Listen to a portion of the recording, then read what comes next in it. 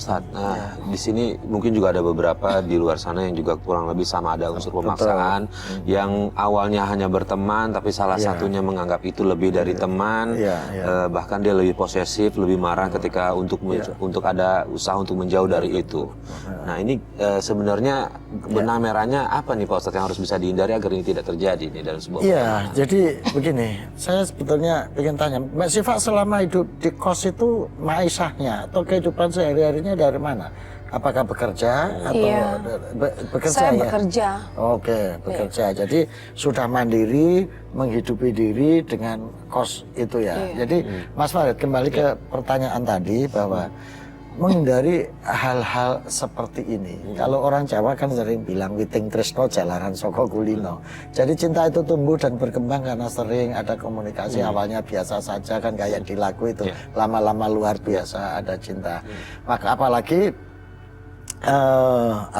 dalam tanda petik status Mbak Syifa ini kan menjanjikan bagi laki-laki yang punya minat, sudah janda, hidup sendiri, pas butuh pertolongan lagi, gitu. Sehingga ini dalam kondisi seperti ini ya mohon maaf, biasanya lelaki ada yang memanfaatkan situasi seperti ini, maka sebetulnya Mbak Syifa harus hati-hati memilih teman, hati-hati memilih laki-laki dalam suasana yang seperti itu. Maka tadi saya ingatkan, mestinya dalam suasana seperti ini Mbak Syifa lebih banyak berdoa, lebih banyak takaruf untuk minta petunjuk, mohon bimbingan Allah supaya dipertemukan dengan orang-orang baik, dengan orang-orang soleh. Karena janji Allah itu di Quran ada, Mas.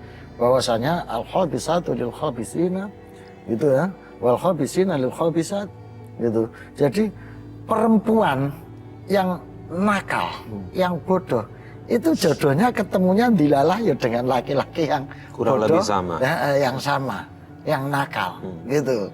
Laki-laki nakal, bodoh, ya ketemunya dengan perempuan yang nakal dan bodoh.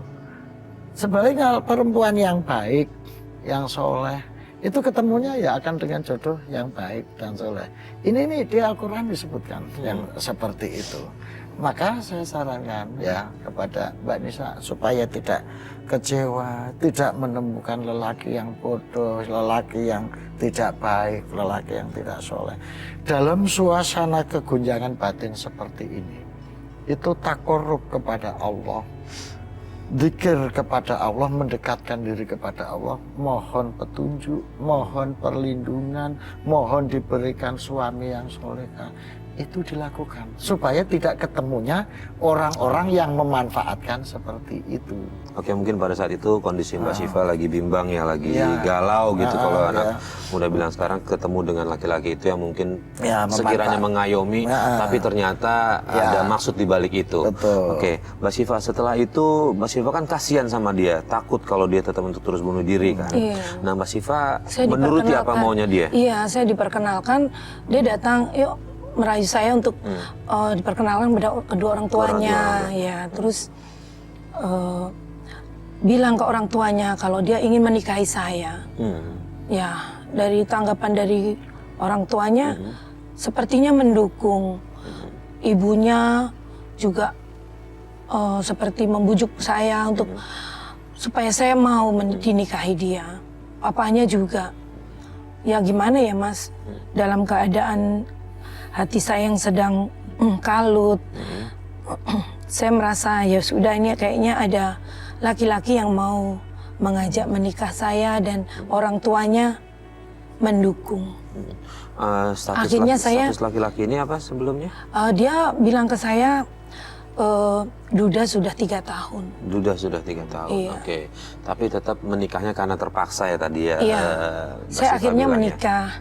Saya akhirnya menikah. Dan nggak lama ya, setelah 2 minggu baru saya tahu ternyata dia itu bukan seorang aparat Mas. Dia itu bohongin saya. Terus dia juga bukan duda yang sudah 3 tahun bercerai. Saat itu dia nikahin saya, baru juga bercerai dengan istrinya. Saya juga baru tahu. Terus ya banyak dia suka main perempuan, sudah terlihat semua. Main perempuan, pulang malam dalam keadaan mabok-mabok. Semua Melakukan kekerasan seperti juga? Ya, Melakukan kekerasan iya, juga? suka mukul saya. Ya Allah, Pak Ustadz ini satu demi satu terbuka Semuanya. kebohongan-kebohongan yang ada dari suami keduanya nih Pak Ustadz. Iya, Dengan terbukanya seperti itu Pak Ustadz, mungkin tidak? Apakah mungkin Allah memberikan penyadaran kepada Mbak Syifa apa yang kamu lakukan ini mungkin ada salahnya atau apanya? Ada kaitannya nggak dengan itu Pak Ustadz? Nah, Mbak Syifa, ini menjadi pelajaran bagi kita semua para pemirsa, ya, bahwasanya sebaiknya orang nikah itu tidak dalam keadaan terpaksa. Itu satu. Yang kedua, orang nikah itu karena ini mempertautkan dua hati yang berbeda, mempertautkan dua keluarga yang berbeda, maka harus jelas di mukanya statusnya, posisinya, keluarganya, itu ya. Jadi kalau bahasa orang dulu itu lebih baik geger di depan daripada geger di belakang, itu loh. Makanya ini menurut saya Mbak Syifa menjadi pelajaran bagi kita semua. Kan nikah itu seperti undian Mas Faris. Kalau pas dapatnya memang betul-betul baik, ya, dia nasib baik. Pas dapatnya yang nggak baik, ternyata yang nggak baik. Maka untuk meminimalisir supaya kehidupan ini bisa langgeng berjalan selamanya, maka nikah ini harus jelas dari awalnya. Identitas suami, identitas keluarga. Kalau memang aparat ya mungkin sebetulnya bisa ditanya dulu tugasnya di mana, atasannya siapa, surat-suratnya ada apa enggak. Ini bukan dalam rangka untuk percaya tidak percaya Mas Faris. Ini pelajaran bagi para pemirsa juga. Jangan asal sudah oke, asal sudah seneng, apalagi ini pakai terpaksa juga. Mestinya dicana dulu identitasnya. Karena nikah ini misakon goli itu. Suatu perjanjian suci, suatu perjanjian pertautan yang sangat akrab, nggak bisa main-main. Maka nggak bisa dengan cara terpaksa, cara identitas yang tidak jelas yang seperti itu. Oke, Mbak Syifa, saya mau tanya, yang memicu dia untuk memukul itu kejadiannya seperti apa? Ya, peristiwanya. Saya pernah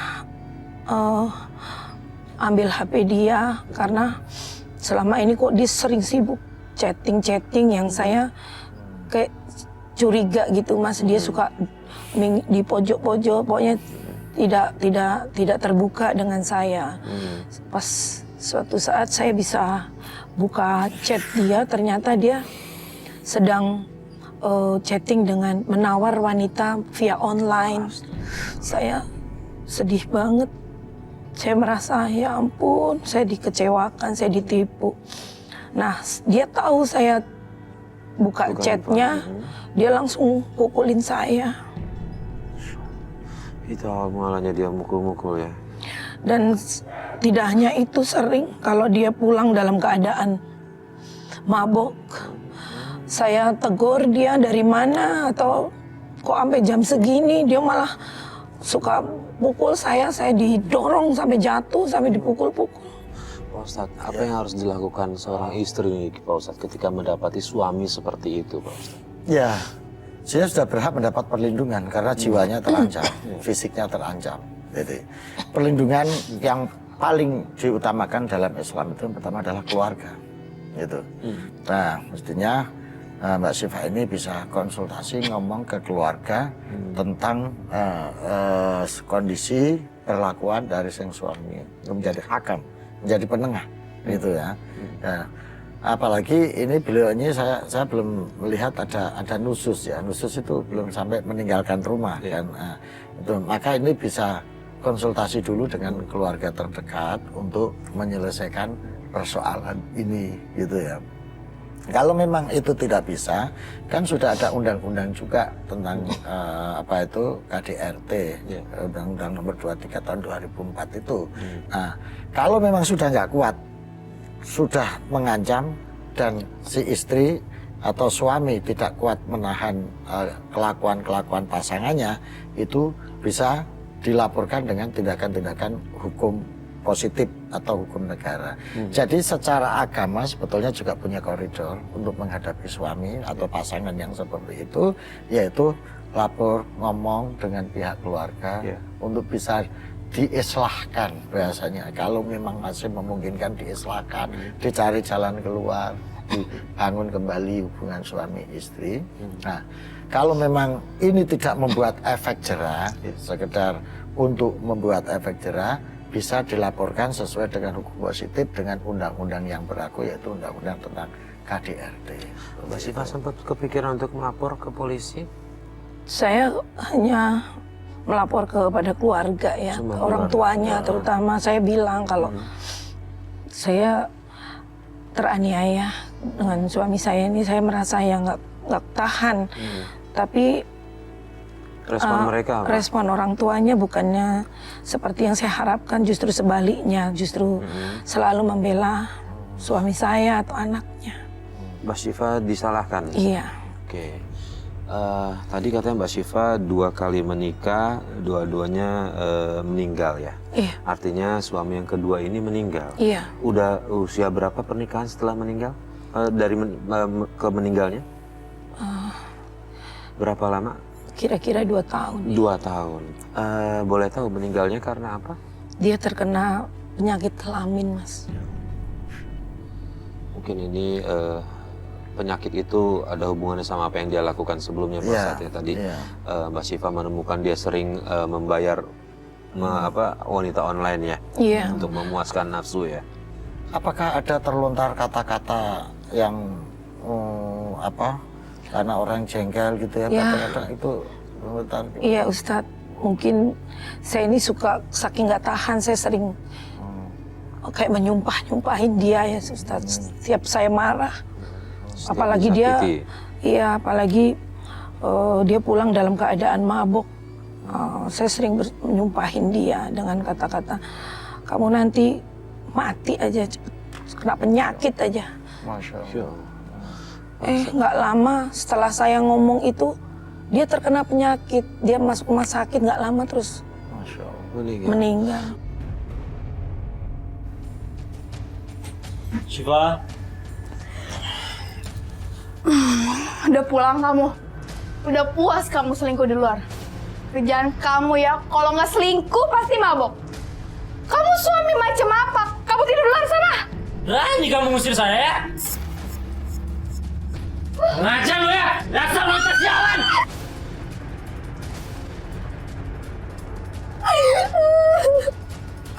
Ingat ya, asal kamu itu penting.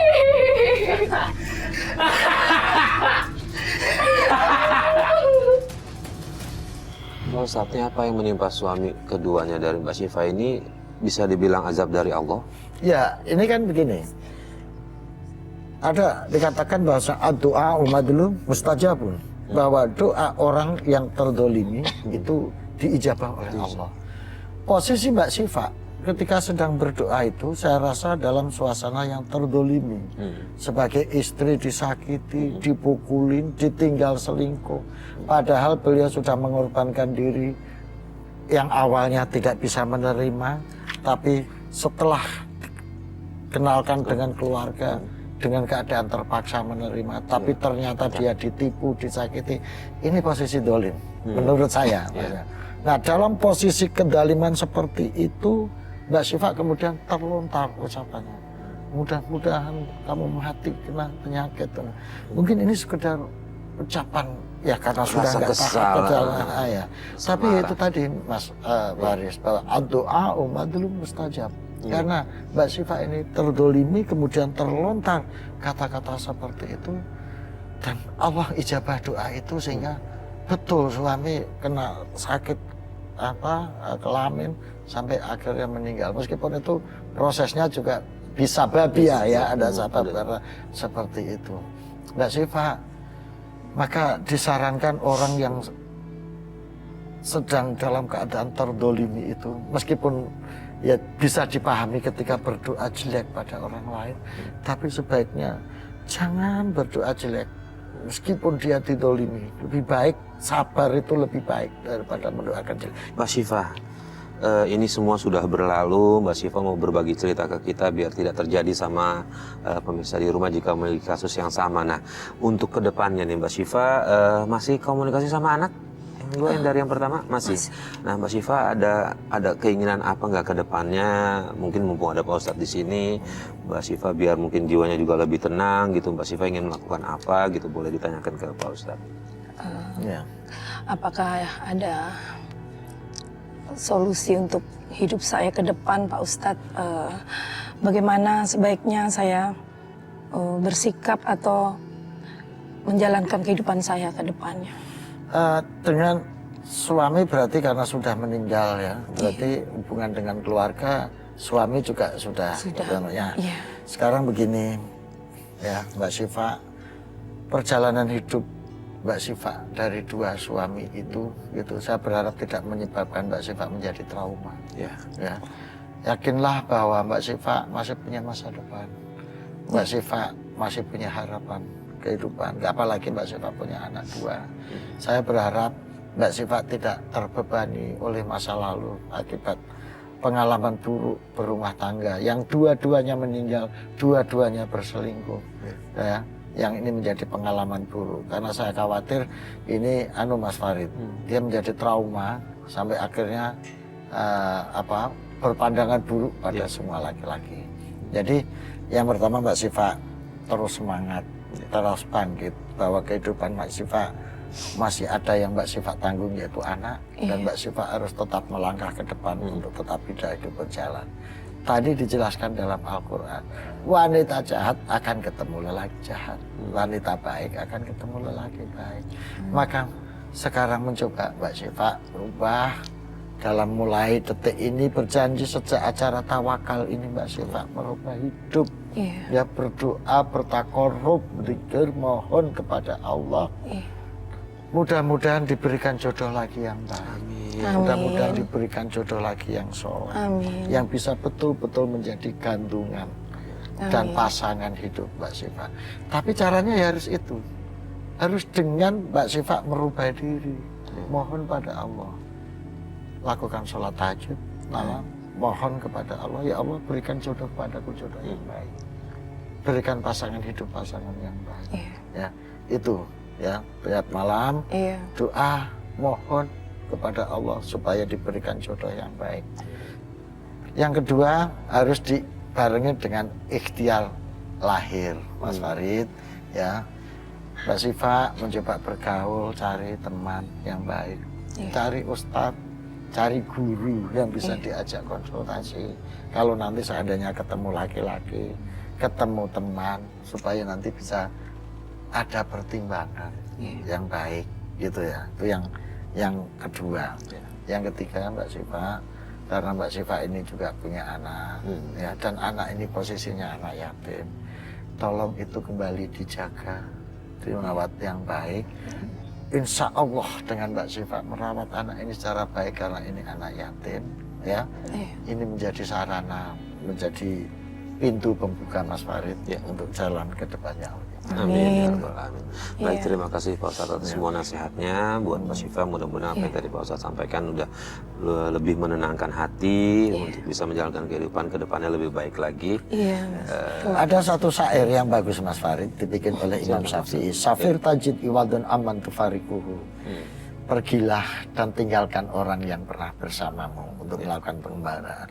Insya Allah niscaya kamu akan mendapat pengganti dari orang yang kamu tinggalkan pada saat itu. Supaya penggantinya baik, supaya penggantinya soleh, maka berlakulah, beramallah, bersikaplah yang baik dan soleh. Amin. Dan jadikan masa lalu itu sebuah pelajaran Pak Ustadz. Betul. Baik, terima kasih. Terima kasih. Terima kasih Pak Ustadz. Dan pemirsa, akhirnya sampai di sini Tawakal. Terima kasih atas kebersamaan Anda. Saya Farid Hasan undur diri. Wabillahi taufiq wal hidayah. Wassalamualaikum warahmatullahi wabarakatuh.